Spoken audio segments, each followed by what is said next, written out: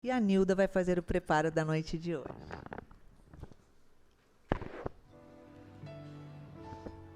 Boa noite a todos. O nosso texto de hoje é do livro Vida Feliz, de Valdo Pereira Franco, pelo espírito de Joana de Ângeles. E é o capítulo 18. A revolta constante gera desequilíbrios na mente, no corpo e na alma. Não é o corpo que é fraco, mas o espírito que permanece rebelde. Controla as tuas energias, não deixando que elas te desconcertem.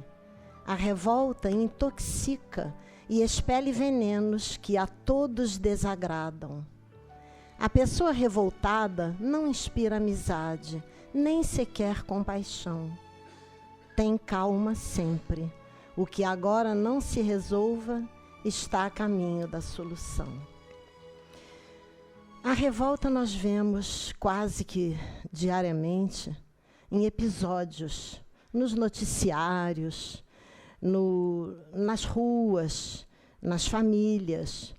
Tudo com o qual não se concorda se transforma em revolta. A revolta não traz malefícios apenas para as vidas futuras, para as existências que virão. Nossa saúde física, que tanto almejamos, é afetada até geneticamente, como atestam pesquisas científicas que foram feitas a esse respeito. O geneticista Kazuo Murakami, autor do livro Código Divino da Vida, Ative seus genes e descubra quem você quer ser, atesta que a atividade de nossos genes pode ser modificada por nossos pensamentos e atitudes. Quando temos pensamentos de alegria, de animação, de gratidão, nós ativamos genes que vão atuar na cura de enfermidades, genes focados nas enfermidades para curarem. Que maravilha, né? Nós, espíritas, já dispomos de esclarecimento suficiente através da bondade divina, bondade máxima de nosso Deus, que nos permite reencarnarmos para nós repararmos erros cometidos em vidas pregressas. Então, nós já temos esses conhecimentos, portanto, nós não podemos deixar que a revolta tome conta da gente. Sempre que nós nos depararmos com uma situação contrária à nossa expectativa, de modo geral, é quando acontecem as revoltas, né? Eu não queria que fosse assim, tinha que ser daquele outro jeito. Então, nós já temos conhecimento para não nos deixarmos levar por isso, pela revolta. A Joana de Ângeles, no livro Espírito e Vida, nos orienta que nós devemos buscar examinar os recursos que estão ao nosso alcance para mudar aquela situação que nós desejamos, que não está de acordo com o que queremos. Lembrando sempre que a revolta não ajuda em nada, muito pelo contrário, ela nos faz sofrer. No Evangelho segundo o Espiritismo, capítulo 6, item 6, o Espírito Verdade nos diz: em verdade vos digo, aqueles que carregam seus fardos e que assistem aos seus irmãos são meus bem-amados. Aprendei com a preciosa doutrina que acaba com o erro das revoltas e que vos demonstra o objetivo sublime da prova humana. Muito obrigada pela atenção, uma boa noite, boa palestra.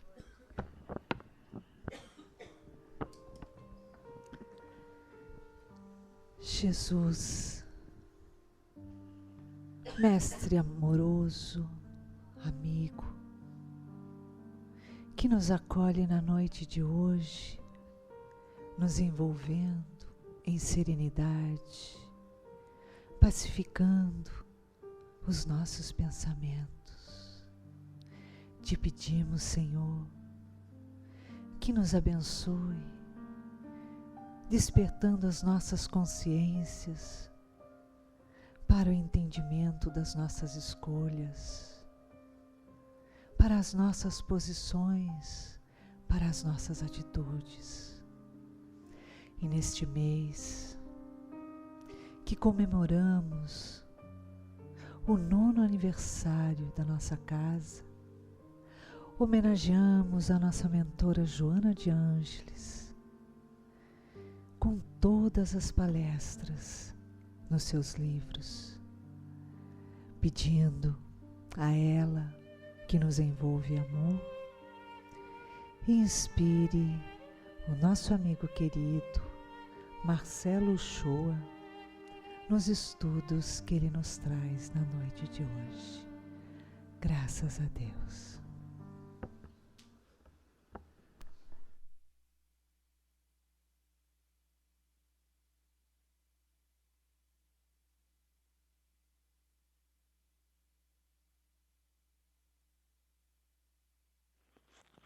Acho que tá bom, não tá? Vou botar ele aqui atrás. Todos me ouvem? Boa noite, muita paz a todos. É sempre uma alegria renovada estarmos aqui, porque nos sentimos em casa, né? Entre amigos, entre irmãos. E na noite de hoje nos foi dado o pequeno desafio de produzirmos reflexões a respeito de uma obra, O Amor como Solução, e dessa obra, o capítulo 7º, que fala sobre a temática libertação. Aliás, recomendo fortemente a leitura desse livro. Na verdade, o que a Joana de Ângeles faz, de uma maneira muito didática, primeiro assim, o tema, o amor como solução. Então, já nos traz uma reflexão que é sinal que temos um problema, tá certo? E ela apresenta o amor como um receituário. Divide esse receituário não de maneira simplista, mas em vários capítulos e aborda em cada capítulo uma problematização das nossas circunstâncias frente ao século XXI. Isto é, a característica de nós, humanoides, humanos, antropóides, do ponto de vista antropossócio-psicológico. O Divaldo usa muito essa expressão, acho bonito, né? Falei, vou decorar para usar. Mas, brincadeiras à parte, é uma análise profunda do ser humano. Essa que é a ideia. E essa análise profunda, ela tem várias facetas. Uma delas é o aspecto da libertação, que a gente vai tratar, que é o capítulo 7º dessa obra, O Amor, né, como Solução. Bom, de fato, logo na introdução da obra, Joana de Ângeles faz uma construção da problematização do ser humano, isto é, aquilo que a gente vem enfrentando no século XXI. O século XXI, e aí a gente não precisa ter uma profundidade muito grande em antropologia e em sociologia para perceber que a ciência da informação e da comunicação, ela se estendeu e está aí a vapor, né? A pleno vapor. E o que isso é importante para nós? De um modo geral, a gente percebe que tudo aquilo que a gente ganhou em superfície, a gente perdeu em profundidade. E o conhecimento do mundo espiritual, ele, porque está sendo divulgado em novela, em filme, e em rádio, das mídias de uma maneira geral, a gente observa que nem sempre esses veículos de comunicação têm compromisso com o conhecimento conforme a origem. Para explicar esse assunto, eu vou pegar um pouquinho de língua portuguesa. A própria Joana de Ângeles, muitas pessoas dizem assim, mas os livros de Joana são muito difíceis, né? Porque usam palavras rebuscadas. Para quem já leu pelo menos uma obra da série psicológica, encontrou uma palavra lá diferente, vamos dizer assim, né? Que precisa que a gente busque o dicionário. E às vezes um dicionário de etimologia. Não é um Aurélio tão somente, é um Caldas Aulete, é um Howard e outros dicionários de etimologia para que a gente conheça a palavra de acordo com a origem. Para quê? Para que o autor espiritual transfira a informação para nós conforme a fonte. E eu vou dar um exemplo para que isso fique fácil da gente entender. E tem tudo a ver com a proposta da libertação, mas é uma introdução para o nosso trabalho. Quando eu estava na faculdade, eu fiz ciência da computação. E já tem algum tempinho de formado, né? Então, lá no curso, tinha um livro de algoritmos e estruturas de dados. Era um livro de capa azul, branca e preta, né? E lá pela segunda, terça parte do livro, o autor fazia uma proposição para explicar o valor sintático e semântico. Já vou chegar lá. Ele dizia assim, usou uma frase, né? Vendem-se frangos abatidos. E aí a pergunta do autor, um frango abatido é um frango morto ou é um frango deprimido? Ele está tão abatido hoje, né? Tá aquela coisa assim, ele tá... O que é a palavra abatido? É um frango morto ou é um frango deprimido?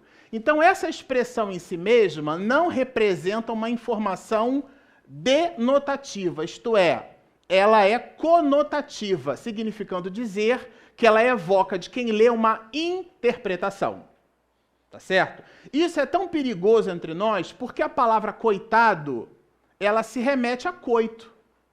Originalmente, ela tem relação com coito, mas a gente usou no coloquial a palavra não com esse objetivo, mas etimologicamente ela tem uma origem.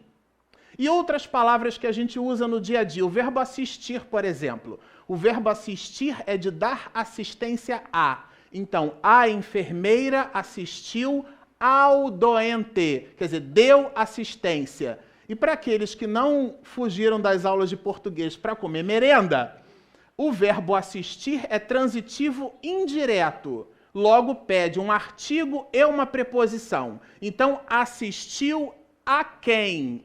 Ao doente. Se tiver algum professor de língua portuguesa aí estiver falando alguma bobagem, vocês me corrijam, tá? Pode levantar o dedo, tá? Eu não sou o dono da razão.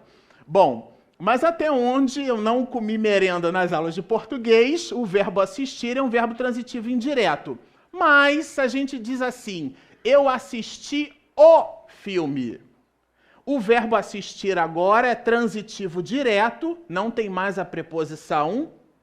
E o verbo assistir não tem mais relação com dar assistência a, e sim a ver. Então eu mudei, ao mesmo tempo, a estrutura sintática, isto é, eu tirei uma preposição da expressão e alterei o valor semântico, isto é, a palavra assistir, o verbo assistir, nesse caso, porque podia ser um substantivo, né? Nem tudo que termina em R é verbo não, tá? Amar é verbo? Depende. Ou amar faz bem, aí passou a ser substantivo. Mas isso é um outro assunto. Mas o verbo assistir, de dar assistência a, agora passou a ser o quê? Ver. Então eu mudei o valor sintático e o valor semântico de uma palavra. Quando o autor espiritual quer usar uma palavra que não sofreu viciação pelo uso, ele pega uma do dicionário que a gente ainda não popularizou. Por isso que a gente diz que as obras de Joana de Ângeles, elas são tão difíceis. Não, é o nosso vocabulário que às vezes é muito limitado. E existem aqueles que têm vocábulo tão limitado que as pessoas precisam do palavrão, do grotesco, para poder chamar a atenção. O palavrão, eu costumo dizer que é o grunhido do século XXI. Se você pega um dicionário de etimologia, um dicionário da língua portuguesa, não precisa nem ser de etimologia, é um dicionário grosso, cheio de muitas palavras. Por que cargas d'água o cidadão vai me valer de um palavrão, isto é, de uma palavra grotesca, para expressar o que ele pensa? É sinal que o seu vocábulo é limitado. E essa nossa limitação de seres humanos não pode emprestar às obras que lemos a mesma limitação na proposição do autor espiritual. Então, por essa razão, as mais das vezes, o autor espiritual usa palavras que nós consideramos rebuscadas, mas o objetivo não é esse, pelo menos na minha análise, é que se utilize de uma palavra que não sofreu viciação pelo uso. Pois muito bem, Isso tem tudo a ver com a construção do nosso conhecimento. Costumamos dizer que ler um livro nos traz conhecimento. Eu gosto de pensar que um livro nos traz informação, porque o conhecimento é a derivada primeira da informação. E a informação em si mesma, ela é inócua. Aqui no encontro de comunicação que foi feito nessa casa, nós falávamos sobre questões relacionadas à tecnologia. E a gente resolveu dar um exemplo muito simples a esse respeito, né? Nós nos valemos de uma panela de pressão. No passado, nós descobrimos que se nós conseguíssemos colocar água numa seringa e tivéssemos força o suficiente para premer a água que está dentro do êmbolo, da seringa, e essa força que a gente utilizasse fosse muito grande, isto é, a pressão fosse enorme, chegaria um momento que a água não ferveria mais a 100 graus Celsius. Ela ferveria a 1 atm, a uma pressão atmosférica, porque a pressão interna dela estava enorme. Então, diferente do que aquilo a gente que aprendeu na escola, isto é, a água ferve a 100 graus Celsius, mas a 1 atm, a uma pressão atmosférica. Se eu aumento a pressão, eu diminuo a temperatura de ignição. Isso está na panela de pressão, e isso é tecnologia. Então, percebeu-se que se eu conseguisse manter o vapor d'água dentro da panela o suficiente para cozinhar o elemento, mas insuficiente para aquilo explodir, porque aquilo vira uma bomba, né? Então eu coloco um êmbolo, que a gente chama de válvula. Esse êmbolo permite a saída do gás, que seria o líquido. Ele liquefeito transforma-se em gás. O gás ele expande as moléculas e faz uma pressão interna. Para que aquilo não vire uma bomba, o êmbolo retira o excesso desse gás. E a água que fica começa a ferver a uma temperatura inferior aos 100 graus Celsius. Isso é tecnologia. Isso daqui não é tão somente tecnologia. Existem muitas outras... Fazer arroz branco é fazer ciência. E eu digo assim, arroz branco não é o parborizado não, que esse é fácil de fazer, né? É aquele arroz branco. Eu aprendi com uma senhora de mais de 70 anos. Acho que tinha uns 78. Porque mulher depois dos 40 nunca diz a idade, né? Então ela não sabia quantos anos ela tinha. Mas, pois, muito bem, aprendi a fazer 6 quilos de arroz branco. De uma única vez. Soltinho. Arroz soltinho. Tem uma ciência, uma forma de fazer, uma receita. Essa receita é baseada num processo de experimentação. Assim somos nós na vida. Então nós vamos nos experimentando uns aos outros até dar certo. Na relação de convivência em sociedade, Joana de Ângeles coloca que a temática libertação faz parte de um dos motes da criatura humana.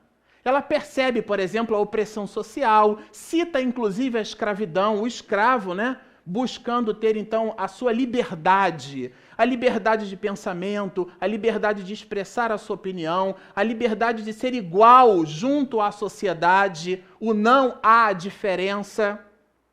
Então, esse movimento do ser humano, ele existe desde que nós estamos por sobre a face da terra. Libertarmos-nos. O que acontece nessa questão é que Joana de Ângeles apresenta para nós uma proposição sobre essa questão da liberdade um pouquinho diferente.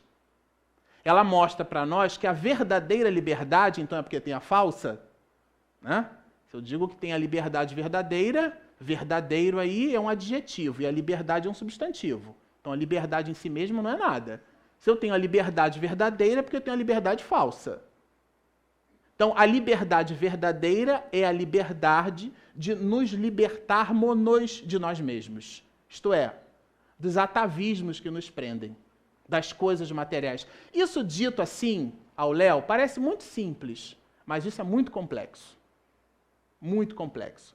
Porque quando nós reencarnamos e particularmente hoje, no século XXI, a gente visita o apelo das formas. O apelo da academia, é o bombado, né? É aquele que busca as coisas materiais, é o hedonismo, né? É o prazer pelo prazer.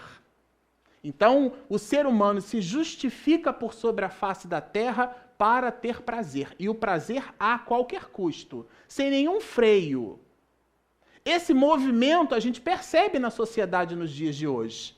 Dissemos aqui em outra oportunidade, não é frase minha, a tese é de Alberto Almeida, que o Facebook parece a revista Caras do século XXI. Ninguém posta foto derrotado no Facebook. Todo mundo bonito, né? Todos os selfies são maravilhosos. Tem selfie com o Papa Francisco, tem selfie até de astronauta. Né? Fez o selfie e mandou. Então hoje, o mundo da modernidade visita determinadas questões que definitivamente não estão alinhadas com os nossos objetivos. E a gente se perde. Então a reflexão primeira que o ser humano faz é: por que é que estamos aqui? Qual é o nosso objetivo? É gozar por gozar? Então, num mundo onde a gente se preocupa com o automóvel nosso que está colocado numa posição que a gente julga estranha, mas não se preocupa com pessoas que morrem de fome a cada 3 minutos, esse mundo é um mundo injusto.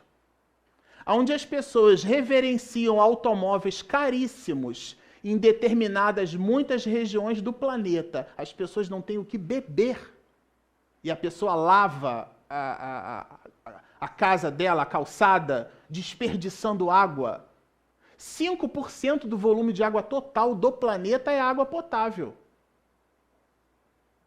Então, e desses 5% a gente administra de várias formas.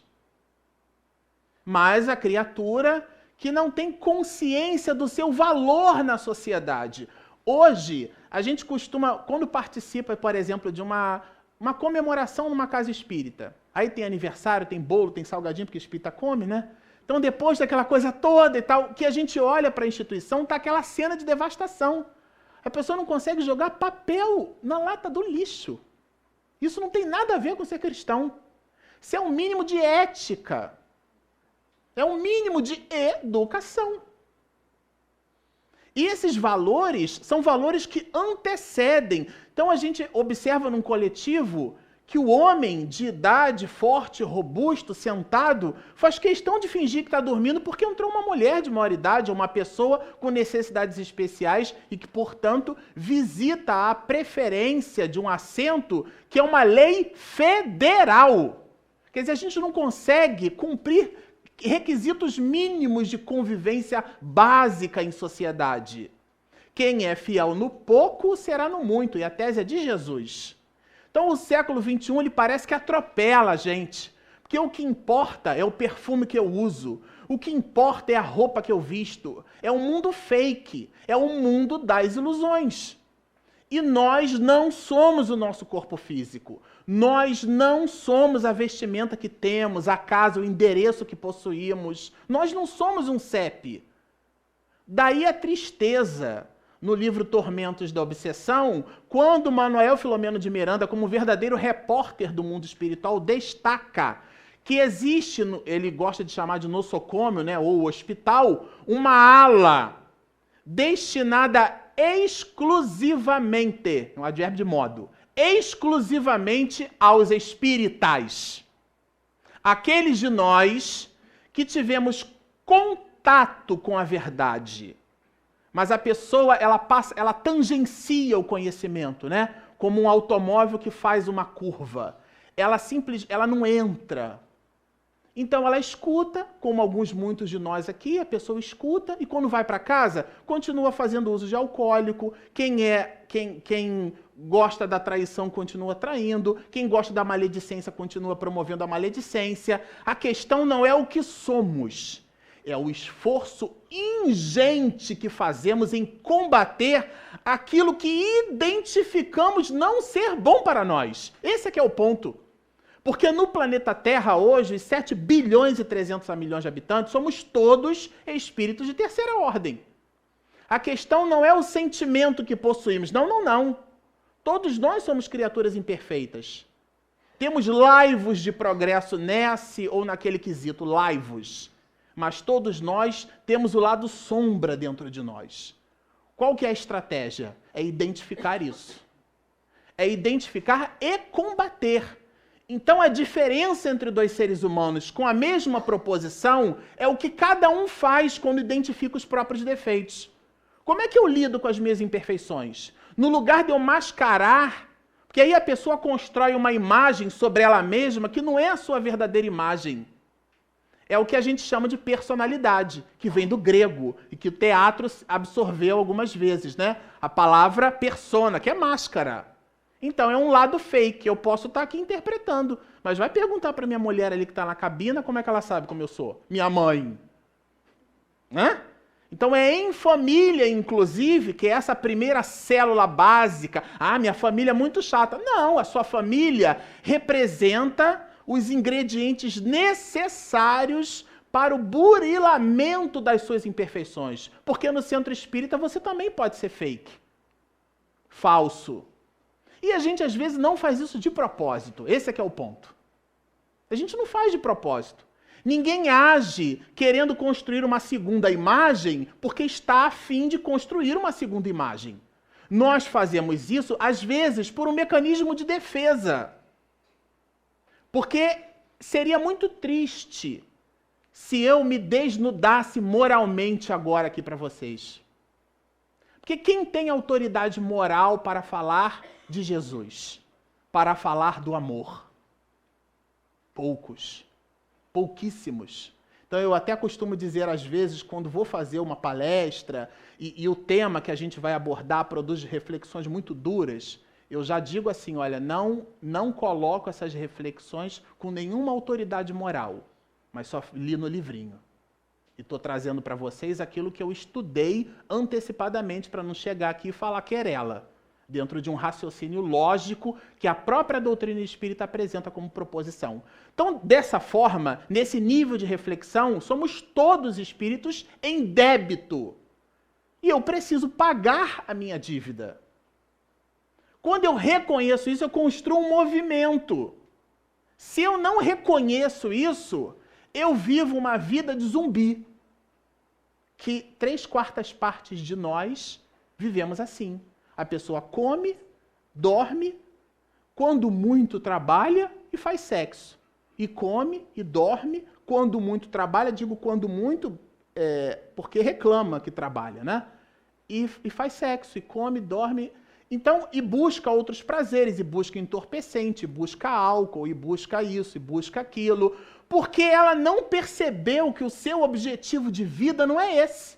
E quem diz isso não sou eu. É o livro dos Espíritos. A Iraci perguntou se eu ia precisar do livro. Vamos precisar. Questão 132 do Livro dos Espíritos, tradução de Guilhom Ribeiro para a língua portuguesa.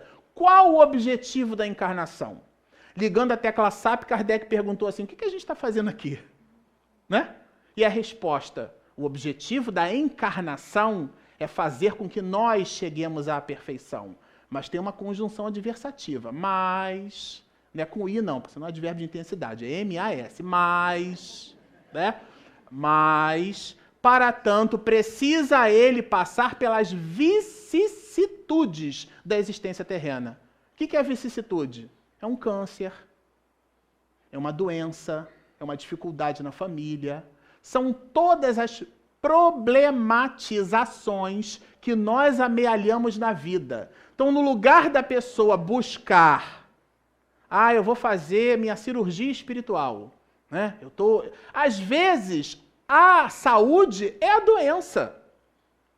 Porque a pessoa, numa dificuldade, na ausência da dificuldade, ela se posta diante da vida numa dinâmica que ela fere os outros. Então, ela precisa da doença para ver se ela se dobra. Às vezes, a gente confunde humildade com condição socioeconômica. Fulano é tão humilde. Não, ele é pobre. Ele é desprovido de recurso financeiro. Humildade é virtude, é outra coisa. Aliás, é uma das maiores virtudes. E o ser humano tem muita dificuldade de conquistá-la, porque a gente apaga o ego de um jeito. Olha, às vezes eu estou no ponto de ônibus e tem dois universitários discutindo uma questão. Eu estudei Leithold, né? E aí a gente fica, aquelas questões de cálculo, você puxa para a memória, você está doido para falar, porque você acha que sabe, você quer aparecer, você quer mostrar que sabe, isso é projeção do ego. Então, quando você fala alguma coisa, quando alguém comenta alguma coisa que você sabe, você quer dar a sua opinião, você quer dizer, você quer se mostrar. Existe uma... Por isso que eu costumo dizer, é muito difícil você explicar alguma coisa muito complexa com simplicidade. Porque para você fazer isso, e nesse aspecto, os professores são brilhantes, alguns. Porque você explicar alguma coisa complexa com complexidade é 6 por meia dúzia. Agora, você pega um tema complexo e você consegue traduzir ele, vou dar um exemplo. Vamos dizer que eu diga assim, vamos conversar sobre transcomunicação instrumental à luz da psicobiofísica. Bom, princípio básico da comunicação. A comunicação é uma mensagem que parte do emissor para o receptor. E se vocês não entendem o que eu digo, a responsabilidade é minha. Não é de quem recebe a mensagem, é de quem diz. Então, a responsabilidade... Nossa, fulano é tão ignorante, não entende o que eu falo, muda. Dicionário é grossão, lembram? Escolhe outra palavra. Para que ele entenda. Porque se o seu objetivo não é projetar o ego, o seu objetivo é fazer com que ele entenda a mensagem, você muda. Agora, se eu digo que existem determinados médiums, médium, que vem do latim médium, intermediário, né? Aqueles muitos de nós que conseguimos perceber a influência do mundo espiritual e permeá-la para essa realidade da vida. Muitos de nós possuem uma característica de doação de uma substância que foi convencionada a chamar de ectoplasma. Essa substância consegue sensibilizar equipamentos eletrônicos e, em sensibilizando-os, os espíritos se comunicam usando equipamentos eletrônicos. Agora eu posso falar de transcomunicação instrumental, porque eu expliquei. Perispírito. A pessoa vem a primeira vez à casa espírita, faz meu Deus, o que é isso? É uma fruta? Come isso, perispírito? Porque é uma palavra estranha, diferente. Então, a gente tem que ter essa preocupação. Agora, se eu explico que Allan Kardec, o professor, Hippolyte Léon Denisard Rivaio, que estudou em Verdun, na Suíça, tinha por mentor Johann Henrique Pestalozzi, que foi discípulo de Jean-Jacques Rousseau, grandes nomes da educação, tá certo? Do século XIX. Então, esse professor Rivaio, quando estudava nesse castelo na Suíça, tinha aulas suplementares. Uma dessas aulas que ele poderia escolher era de botânica. Gostava de mexer com plantinha, o nosso codificador. E ele percebeu que a semente possuía uma espécie de película que revestia a semente. O nome dessa película chama-se perisperma. Ele pegou essa analogia para cunhar a expressão perispírito, como se fosse, eu vou colocar entre aspas, a película que reveste o espírito. Bom, se eu expliquei, agora eu posso falar o que é perispírito. Só que o que a gente faz? A gente repete a frase pronta do outro.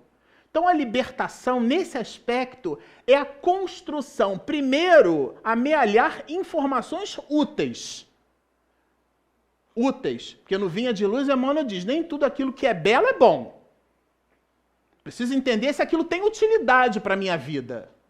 E eu só consigo mapear se algo é útil para a minha vida ou se não é, se eu entendo o objetivo da minha própria vida. Porque senão eu vou achar que o meu objetivo é fazer muitas faculdades, eu vou achar que o meu objetivo é falar muitos idiomas, eu vou achar que o meu objetivo de vida é ganhar dinheiro.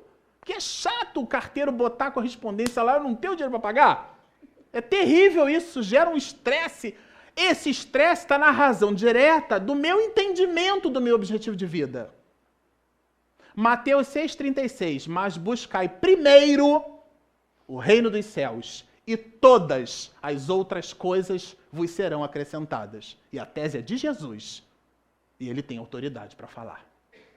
E começa com mais, né? Que é uma conjunção adversativa. Então a gente precisa parar. Qual que é o meu objetivo na vida? Por que eu estou aqui? E aí as minhas ações passam a estar alinhadas com os meus objetivos. Isso parece simples, mas no dia a dia a gente não faz. A gente olha o jornaleiro, aquela capa de economia, a gente vai lá e larga o verbo e fala do político. Eu, num jantar com a minha esposa, a gente refletindo sobre essas questões, né? Eu acredito muito... Sabe quando a gente faz um exame de sangue, que a gente pega uma amostra de miligramas por decilitro do nosso sangue? E a partir dali, um laboratório de análises clínicas consegue dizer o que a gente tem ou o que a gente não tem. Pois muitos políticos em nossa sociedade são essa amostra de sangue da própria sociedade. Isto é, nós colocamos no poder as pessoas que nós elegemos, então a responsabilidade é nossa. E o DNA dessas pessoas, do ponto de vista moral, está na razão direta do nosso próprio comportamento. Certa vez, entrevistando Haroldo Dutra Dias, ele produziu a seguinte reflexão para nós. Nos Estados Unidos, muitos multimilionários pegam as suas heranças, as suas fortunas e constroem grandes universidades. Aqui no Brasil, se ganha na loteria, agora eu vou gozar, agora eu vou me dar bem, vou sair do emprego. Eu trabalhei e trabalho com americanos. Muitos deles vão trabalhar porque querem produzir divisas para a nação aonde eles vivem. A abstração feita, a discrepância social que existe entre nós e eles, o objetivo não é produzir essa reflexão, é como é que eu encaro a minha relação com o trabalho. Eu me vejo como um coitado? Olha a etimologia da palavra. Como é que eu me vejo em relação à vida? Eu trabalho, como é que é a minha relação com as coisas? Se Jesus disse que Deus, quando foi questionado a respeito do sábado, né? O Pai que está nos céus está bombando, trabalha até hoje. E a gente? O que a gente faz? Então é aquela necessidade do descanso, mas você não dorme 8 horas por dia? De 6 a 8? Você não dorme, não repousa. No dia seguinte tá keep alive. Tá pronto para outra. Mas não. Aí a pessoa, férias da evangelização. Meu Deus, eu não aguento mais essas crianças. Eu preciso de férias. Precisa refletir. Porque não somos nós aqueles que carregamos fardos. O nosso planejamento espiritual é que dita para nós aquilo que a gente precisa. E nesse aspecto, nós precisamos das crianças e não elas de nós. É uma obrigação espalhar aquilo que você construiu dentro de você. Então, quando a gente reclama muito do nosso trabalho, aliás, o cristão que reclama muito, ele precisa estudar mais. Precisa. Porque Deus não nos dá, não nos oferece nada diferente das nossas necessidades. Mas eu só consigo fazer esse salto qualitativo, esse daqui para cá, se eu estudo. Se eu não estudo, isso fica pueril. Eu não entendo de fato. Eu não entendo. Eu acho estranho.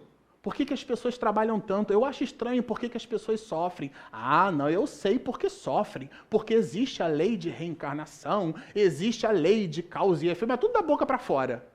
A pessoa não traz aqui, ó. Aliás, a própria lei de ação e reação é por nós mal ou não interpretada.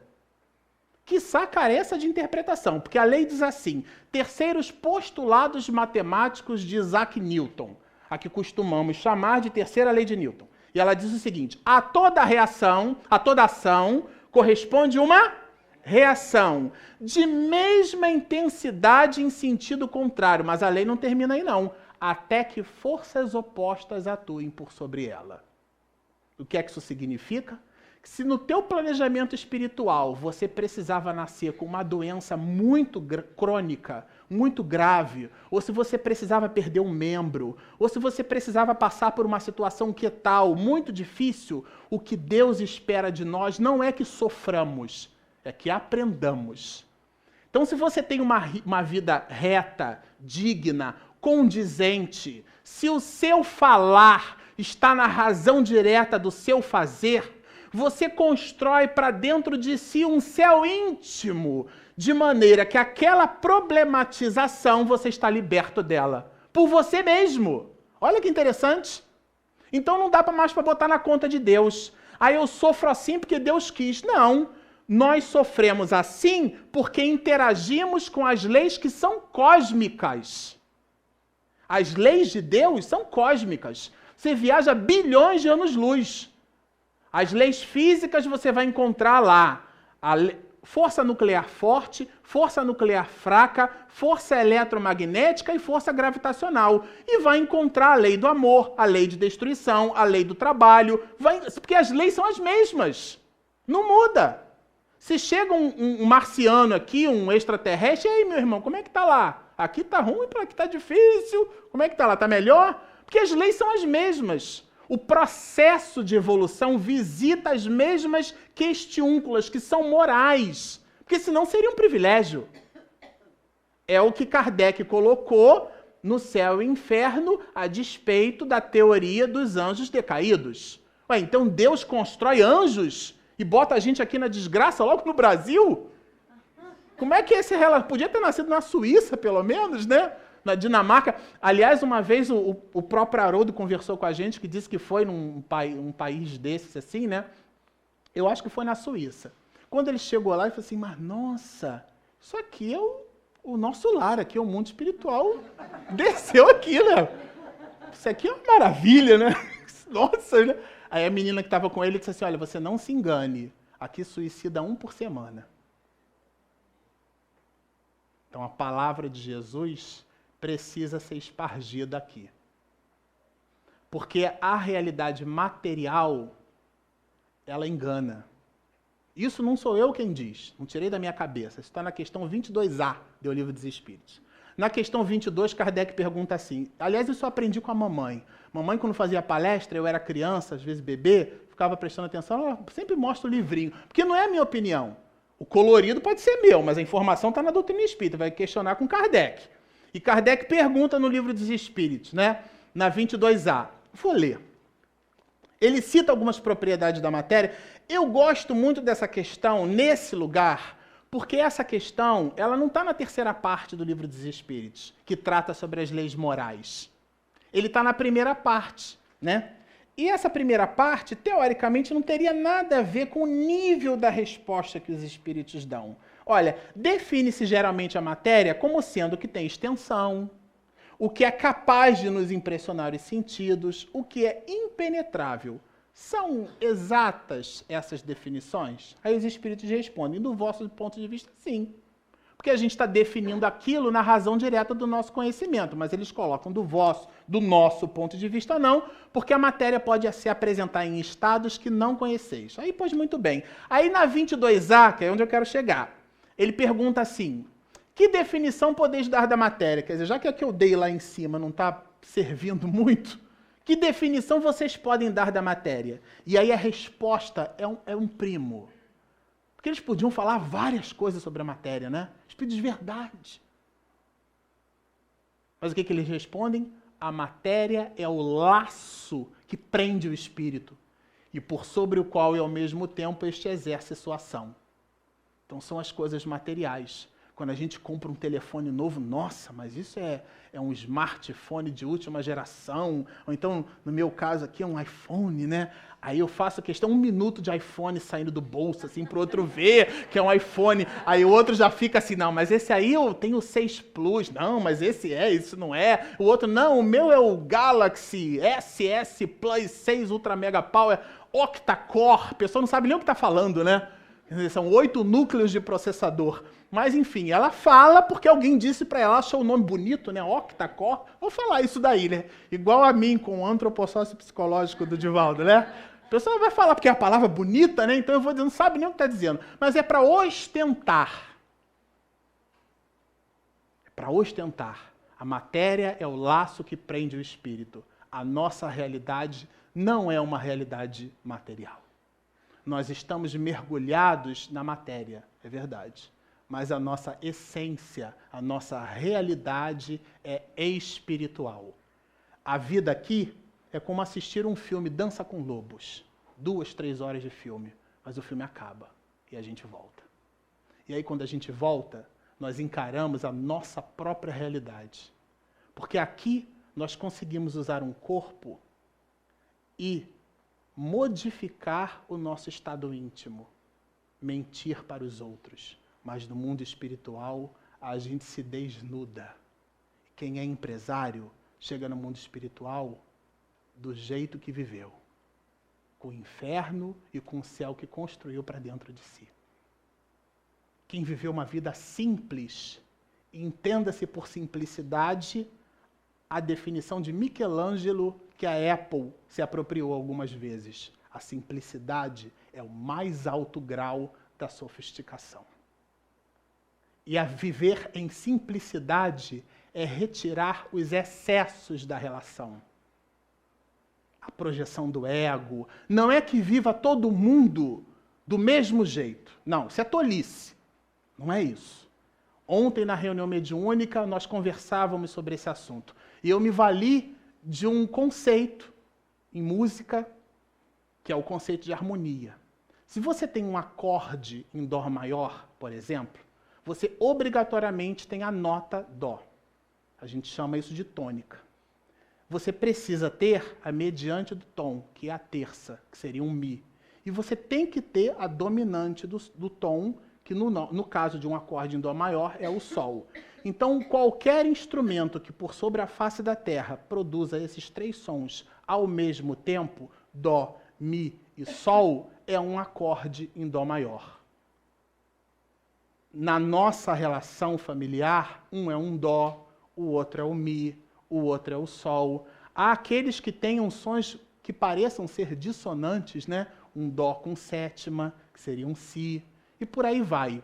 Mas o que a gente gostaria nessa metáfora de deixar claro é que nós somos diferentes, sim, mas como seres humanos, vibrando num acorde harmônico, nós podemos ser uníssonos em vibrações diferentes. Olha que interessante.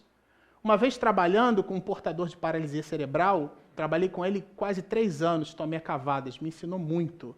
Ele escreveu na sua tese, na sua biografia, quando ele terminou o curso de turismo, porque conseguiu colar grau, né? Conseguiu terminar o 3º grau, ficou 1 ano e meio digitando a monografia dele com 2 dedos e uma toalhinha para segurar os espasmos da mão que ele não conseguia controlar.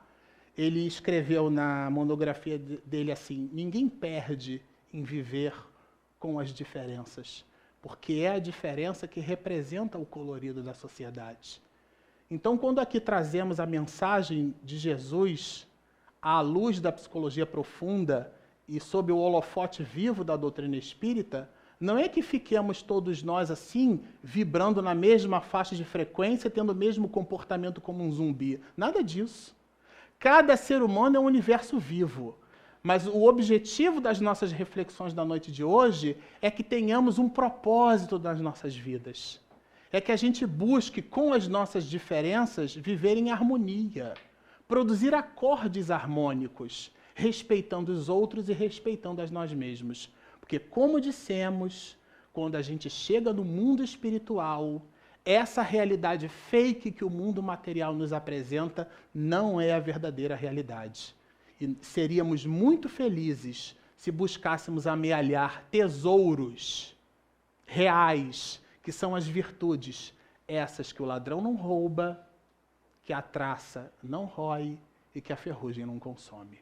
Boa noite.